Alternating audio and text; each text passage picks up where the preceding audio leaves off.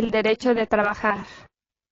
Hoy 4 de septiembre de 1961 estoy ante los cristales contemplando lo que pasa en la calle. Veo frente a mi casa unas pobres madres infelices del pueblo, sentadas en la tierra viva, la tierra sagrada de sus padres. En el piso hay diversos productos comestibles, frutas, legumbres, raíces alimenticias y hermosas flores que embalsaman la atmósfera con su deliciosa fragancia. Algunos bellos niños semidesnudos juguetean alegres alrededor de sus pobres madres que afanosas tratan de vender a los vecinos aquellos productos de la tierra. Estas pobres mujeres necesitan alimentar a sus pequeñuelos. Estas infelices necesitan vestir a sus niños semidesnudos, y por eso están trabajando en plena calle. Están en pleno ejercicio de un derecho, el derecho de trabajar. Algo sucede de pronto entre el tumulto de vecinos, mujeres que venden, y niños que alegres jugaban. Un carro se ha detenido y un hombre elegantemente vestido desciende amenazador sobre estas infelices e indefensas madrecitas que aterrorizadas recogen con afán legumbres, frutas y flores para huir horrorizadas ante el elegante caballero que las increpa, insulta y humilla. Los niños se prenden a las faldas de sus pobres madrecitas, y luego todo queda desierto como si en ese lugar no hubiera pasado nada. El infame caballero, satisfecho de su valentía, se mete entre su coche y se aleja velozmente por las calzadas de la ciudad. Estuvieron de suerte las pobres madres esta vez, porque en otras ocasiones este elegante señor no tenía escrúpulos de ninguna especie, y armado del valor peculiar que le caracteriza, arrasó con todo, y despojando a las infelices de todo aquello que vendían se alejaba siempre feliz como el ave de rapiña después de atrapar la presa entre sus siniestras garras. Este hombre actúa en nombre del gobierno, es autoridad y todos los infelices tiemblan ante él. En casi todos los países de América hemos contemplado nosotros la misma tragedia. Los hijos del pueblo no tienen derecho a trabajar si no logran la suerte de conseguir dinero para sacar un puesto en el mercado. Los gobiernos no le perdonan al infeliz pueblo el delito de ser pobre. No existe compasión para los pobres. Los poderosos de la tierra aborrecen mortalmente a las madres hambrientas y a los pobres hombres que trabajan. Los grandes señores odian mortalmente al infeliz que se atreva a hacerles competencia. Es necesario comenzar a buscar remedio para esto. Es urgente conseguir el derecho de trabajar. La unión hace la fuerza. Así como existen gremios de distintas clases muy bien organizados y con maravillosos sindicatos, así también estas pobres madres y estos pobres hombres que no tienen dinero para alquilar puestos en los mercados deben sindicalizarse, formar sus sindicatos, pagar sus abogados defensores e iniciar luego la lucha pasiva por el derecho de trabajar. Debe iniciarse una lucha sin violencia, sin resistencia al mal. Si el mal se le opone al mal, toma entonces más fuerza. La violencia solo conduce a los seres humanos al fracaso. Es necesario luchar con paciencia y con inteligencia. Los vendedores ambulantes unidos pueden hacer huelgas de hambre públicamente y en grandes grupos. Huelgas pasivas, silenciosas, desfiles pacíficos de protestas sin gritos de ninguna especie ni violencias de ninguna índole. Todas estas pobres madres, todos estos pobres campesinos después de que se unan, organicen y sindicalicen, constituirán de hecho un ejército poderoso ante el cual temblarán los poderosos de la tierra. Nosotros debemos hacer labor de propaganda entre estos pobres infelices a fin de organizarlos para la batalla. Trabajar no es un delito. El derecho de trabajar es derecho legítimo del ser humano. Otro caso. Voy pasando como peatón por la calle de una gran ciudad. Las gentes se han reunido alrededor de alguien. Me acerco con el propósito de conocer lo que está sucediendo. Una infeliz mujer llora y pide con supremo dolor un poco de compasión al policía que la ha hecho presa. La infeliz ha cometido el crimen de trabajar y el señor policía no le perdona eso. La pobre estaba vendiendo frutas y comestibles en la calle, para ganar unas pocas monedas, eso es todo. Eso no se lo perdonan los poderosos de la tierra. Algunas señoras compadecidas ruegan al policía por la infeliz, pero todo resulta inútil. De pronto se detiene un carro de la policía y la infeliz, a pesar de sus ruegos y lágrimas, es metida a la fuerza dentro del carro y llevada a la cárcel. La pobre no había cometido otro crimen sino el de trabajar por el pan de cada día. Ese era su delito y los poderosos no se lo perdonaron. Un sádico. En una gran ciudad del mundo vimos infelices ancianos y pobres mujeres del pueblo ir aterrorizados por las tortuosas calles. Los infelices eran pobres de solemnidad que para vivir honradamente se dedicaban a vender dulces, comestibles de toda clase, etc. Eran perseguidos los pobres por el delito de trabajar. Una niña desnutrida y hambrienta se hallaba en la puerta de un templo vendiendo lo que podía para vivir y no perecer de hambre. La infeliz criatura fue atropellada por los gendarmes y despojada de sus mercaderías. Un niño andaba por las calles vendiendo dulces, los gendarmes lo atacaron como a un bandido y le quitaron sus dulces, el infeliz huyó. Nosotros conocimos esa gran ciudad del mundo occidental, nosotros la vimos. El alcalde de dicha ciudad era un poderoso señor de horca y cuchillo estilo feudal.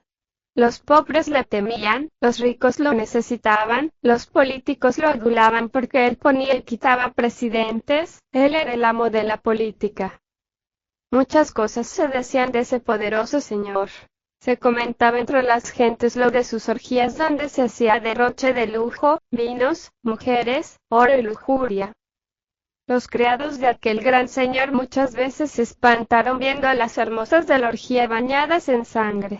Nadie decía nada, nadie protestaba ante la sangre y el horror. La policía temblaba y callaba. Nadie se atrevía a protestar. Aquel gran señor era un sádico que golpeaba a las hermosas para gozar en la orgía.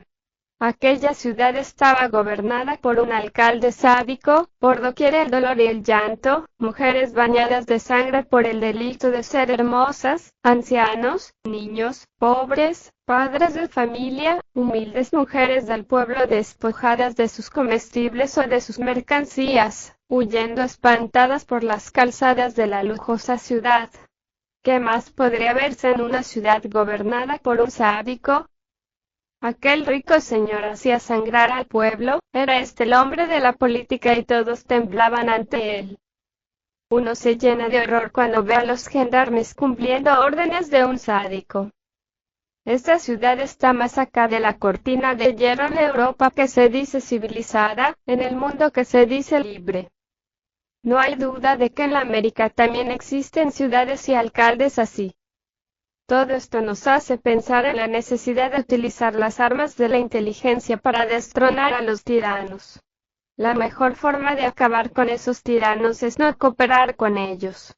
No obedecerlos, no apoyarlos, no adularlos. Cuando un tirano es muy poderoso se vuelve insoportable, realmente es el pueblo quien le da el poder a los tiranos, solo el pueblo puede quitarle el poder a los tiranos. Resulta fácil derrocar a un tirano cuando todos los gremios de los trabajadores están unidos. Esto es difícil porque los amos siempre procuran dividir a los trabajadores en bandos opuestos para poder explotarlos. Divide y gobernarás, dicen los ingleses. Los trabajadores deben unirse para defenderse, los trabajadores deben hacer política propia. Los trabajadores deben organizarse. Los trabajadores deben estudiar. Es absurdo sostener a un sádico en el poder. Es estúpido cooperar con los tiranos. El único que puede quitarle el poder a los tiranos es el pueblo. La violencia solo sirve para reforzarle el poder a los tiranos. Ese no es el camino de liberación. Solo por medio de la inteligencia podemos derrocar a los tiranos. No hay un tirano que resista un paro total de todos los gremios obreros. El paro total es el arma más terrible de los trabajadores. Drama de 6 chicos desamparados. En un periódico hemos leído un relato que a continuación transcribimos. Es el drama de 6 chicos desamparados. Sus madres eran vendedoras ambulantes y eso no se lo perdonaron los poderosos de la tierra. El dolor de esas criaturas abandonadas era imposible describir con palabras. Su impotencia, su desconcierto, y el llanto incontenido de sus ojos, marcaban un dramático rictus de angustia en los rostros morenos y sucios de 7 chiquillos que quizá ayer en la tarde se enfrentaban por primera vez a la tragedia de sus miserables vidas. Momentos antes, frente a ellos, 6 bravos inspectores de reclutamientos del departamento del distrito, con lujo de fuerza, de excesiva violencia, aprendieron a sus madres, a golpes las hicieron abordar unos jeeps, mientras algunos de ellos decomisaron 2 canastas con comestibles, y arrojaron a las alcantarillas lo que esas campesinas trajeron para venderlo aquí clandestinamente. Los inspectores se llevaron a Sabina Morales de Sánchez, a su hermana Ignacia Morales y a Victoriana Cruz de Rubio, y las encarcelaron. Ellas también gritaron y lloraron en vano, los inspectores fueron terminantes, y en esa forma fueron a la cárcel y sus hijos quedaron abandonados en la vía pública, y como resignados a su suerte o quizás con la esperanza que ellas volviesen se sentaron a esperarlas en el quicio de una accesoria del edificio que está más cercano. Celerina Sánchez de 7 años, en cuyos brazos quedó dormida su hermanita Francisca de 2 años y cerca de ella su hermano Alberto de 4 años que son hijos de Sabina Morales de Sánchez. Pedro Rubio Cruz, de 6 años, quien tenía en sus brazos a su hermanita Rosa, de escaso año y medio, hijos de Victoriana Cruz de Rubio, así como Faustino y Victoria Morales, de 4 y 5 años, respectivamente, hijos de Ignacia Morales. Otras comerciantes establecidas en esa calle, cerca de una terminal de autobuses, aseguran que las 3 campesinas regularmente vienen los domingos a vender sus comestibles. Los mayorcitos parecen confirmarlo también.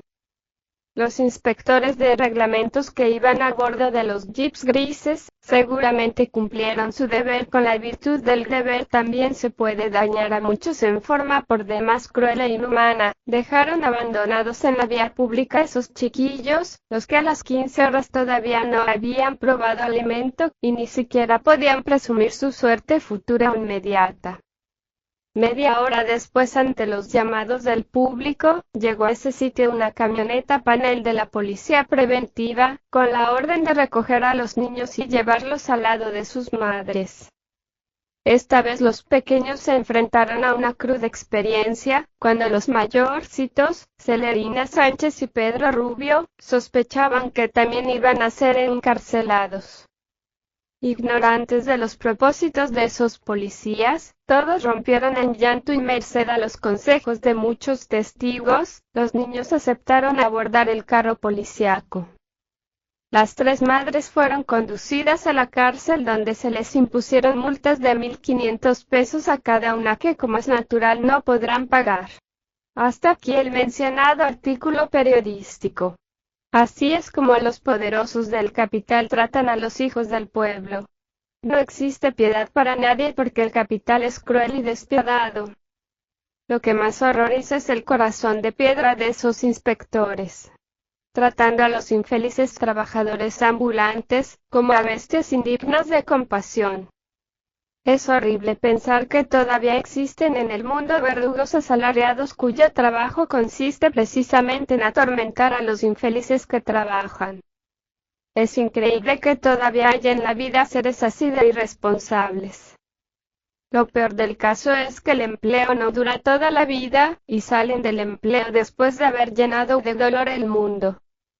No quieren darse cuenta sus verdugos asalariados que sus víctimas son sus hermanos, y que la sangre que corre por sus venas, corre también por las venas de sus víctimas. Nos llenamos de horror ante tanta infamia.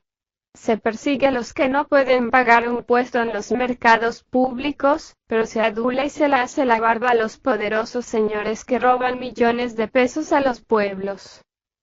Así es como los capitalistas abonan el terreno y lo preparan para que en él germine la flor inmunda del comunismo. Los poderosos crearon el monstruo del comunismo. Si los gobiernos de la América Latina continúan pagando asalariados verdugos para atormentar al pueblo, terminará entonces la América Latina por ser devorada por los soviéticos. Samael Aumeor